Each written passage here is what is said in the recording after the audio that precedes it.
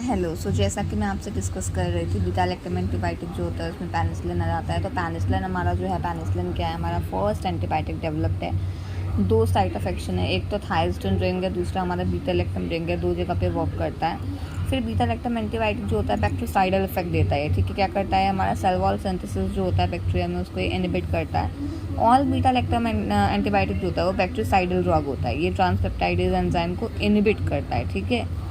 Pharmacokinetic की अगर बात करें तो इसके तीन मेन प्रॉब्लम है एक्चुअली। एक प्रॉब्लम है कि ये ओरली इफेक्टिव नहीं है। दूसरा प्रॉब्लम है क्यों इफेक्टिव नहीं है ओरली, क्योंकि हम जब भी लेते हैं तो एसिड प्रोड्यूस जाता है स्टमक पे। दूसरा शॉर्ट ड्यूरेशन है, टाइम ज़्यादा नहीं लेता, ठीक है, क्योंकि ये किडनी से जल्दी एक्सक्रीट आउट हो जाता है, तो शॉर्ट ड्यूरेशन के लिए। तीसरा हाइपर सेंसिटिव। चौथा ग्राम पॉजिटिव बैक्टीरिया जो है वो रेजिस्टेंट हो जाता है पेनिसिलिन जी की। तो ये मेन प्रॉब्लम है। इन प्रॉब्लम से डील करने के लिए क्या किया गया, जैसे पेनिसिलिन जी ओरली इफेक्टिव नहीं था, क्योंकि एसिड बनाता था, तो इसलिए हमने एसिड रेजिस्टेंट पेनिसिलिन बनाया, न्यूअर ड्रग्स बनाए जो कि एसिड रेजिस्टेंट है पेनिसिलिन में। कौन कौन से हो गए वो, पेनिसिलिन वी, ऑक्सीसिलिन, एमॉक्सिसिलिन, एम्पेसिलिन, ठीक है। पेनिसिलिन वी, ऑक्सीसिलिन, एमॉक्सिसिलिन, एम्पेसिलिन, ये हमारे एसिड रेजिस्टेंट पेनिसिलिन हो गए।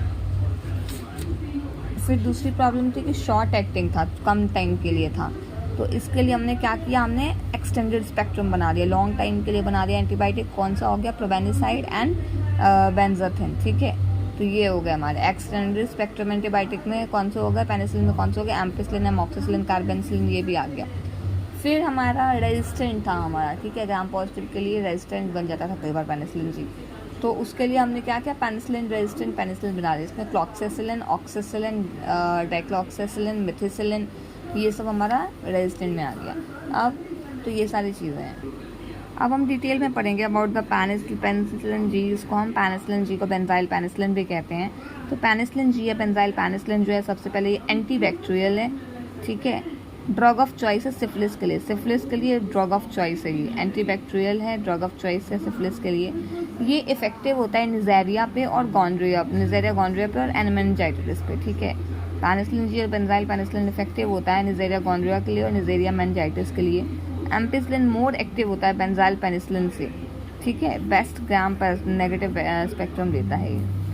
अब एंटीसूडोमोनल पेनिसिलिन की अगर बात करें तो याद रखना सिटी मैप। एंटीसूडोमोनल पेनिसिलिन कौन कौन से हैं, city map, C4 carbenicillin, T4 टिकार्सिलिन, M4 मेजलोसिलिन, A4 एजलोसिलिन, P4 पेप्रासिलिन। तो ये हमारे सिटी मैप हो गया एंटीसूडोमोनल पेनिसिलिन के लिए। पेनिसिलिन जी जो होता है यूज़ किया जाता है सिफिलिस में, तो मैं बता ही चुकी हूँ कि ड्रग ऑफ चॉइस है।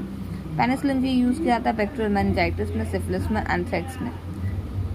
किस में यूज़ नहीं होता, तो रिकेटेजियल इन्फेक्शन में, अमीबा में, प्लाज्मोडियम में, फंगाई में, वायरस में यूज़ नहीं होता। एसिड रेजिस्टेंट पेनिसिलिन जी की अगर मैं बात करूँ तो phenoxymethyl penicillin, acid resistant penicillin G में फिनॉक्सीमिथाइल पेनिसिलिन, जिसको पेनिसिलिन वी कहते हैं, तो वो है। पेनिसिलिन रेजिस्टेंट पेनिसिलिन में मेथिसिलिन, क्लॉक्सेसिलिन, डाइक्लॉक्सेसिलिन, ये है। एक्सटेंडेड स्पेक्ट्रम में कौन से हो गए हमारे, एक्सटेंडेड स्पेक्ट्रम में प्रोबेनिसाइड, बेंजाथिन, ये सारे हो गए।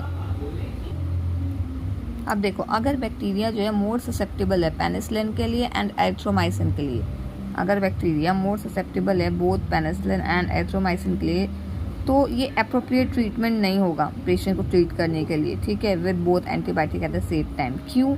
क्योंकि because penicillin effective only against the growing cells, जितने भी ग्रोइंग सेल्स है सिर्फ उसके लिए ही पेनिसिलिन इफेक्टिव है। अगर बैक्टीरिया मोर ससेप्टेबल है बोथ पेनिसिलिन एंड एरिथ्रोमाइसिन के लिए, तो दोनों साथ में देना ठीक नहीं होगा एक ही टाइम पे, क्योंकि पेनिसिलिन इफेक्टिव है ओनली अगेंस्ट ग्रोइंग सेल्स के लिए। पेनिसिलिन एलर्जी इंसिडेंट कितने देखे गए हैं, 1 से 10% ही लोग हैं जिनको पेनिसिलिन से एलर्जी है। पेप्रासिलिन जो है, पेप्रासिलिन इनहिबिट करता है बीटा लैक्टोमेज को, it is एंटीसूडोमोनल penicillin.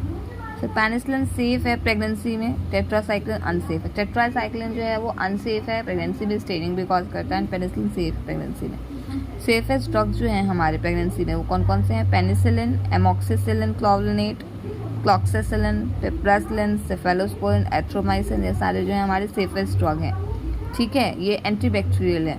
Antibacterial drug जो सेफेस्ट हैं प्रेगनेंसी में वो है पेनिसिलिन, एमॉक्सिसिलिन, क्लॉक्सेसिलिन, पिप्रासिलिन, सेफेलोस्पोरिन, एट्रोमाइसिन, ये सारे एंटीबैक्टीरियल ड्रग हैं जो सेफ हैं for pregnancy. Anti malarial drug जो सेफ है प्रेगनेंसी के लिए, क्लोरोक्विनिन एंड क्विनिन सेफ है फॉर द प्रेगनेंसी। अब मेथिलिन रेजिस्टेंट स्ट्रेप्टोकोकस ऑरियस की बात करते हैं अगर हम, ठीक है, तो मेथिलिन रेजिस्टेंट जो भी हैं वो कौन से हैं, तो मिथिसिलिन रेजिस्टेंट स्ट्रेप्टोकोकस ऑरियस, ठीक है ना, इनकी बात करते हैं। तो ये डेवलप करता है resistance accord to change in penicillin binding. Large dose of penicillin benzyl, adverse effect क्या है, conversion, encephalopathy, neurotoxicity. Adverse effect क्या हो गया, कन्वर्जन, एनसेफेलोपैथी और न्यूरोटॉक्सिसिटी। ये एडवर्स इफेक्ट है मेथिलिन रेजिस्टेंट स्ट्रेप्टोकोकस ऑरियस का, ठीक है। एंड ये जो है क्या करता है, due to change in penicillin binding protein ये डेवलप करता है resistant large dose of penicillin benzyl. अब देखो मान लेते हैं कि पेनिसिलिन एंड टेट्रासाइक्लिन है, पेनिसिलिन, टेट्रासाइक्लिन या क्लोरामफेनिकॉल जो है इसको हमें देना है, ठीक है। तो अगर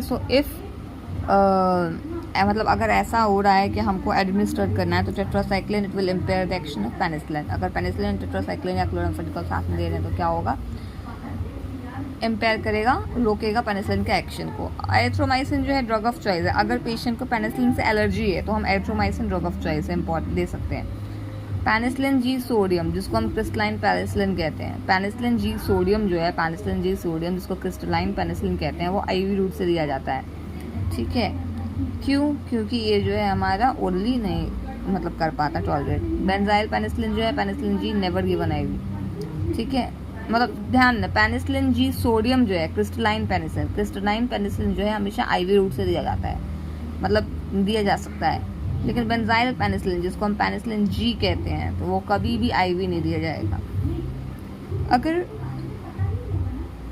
अब देखिए, अगर कोई पेशेंट है जिसको सिफिलिस है और उसको हमने पेनिसिलिन दिया है तो उसको जेस्टिस हेरिग्जमर रिएक्शन भी हो सकता है। जेरिश हेरिग्जमर रिएक्शन मतलब क्या हो गया कि when penicillin injected then shivering, fever, malaria and vascular collapse हो गया, ठीक है।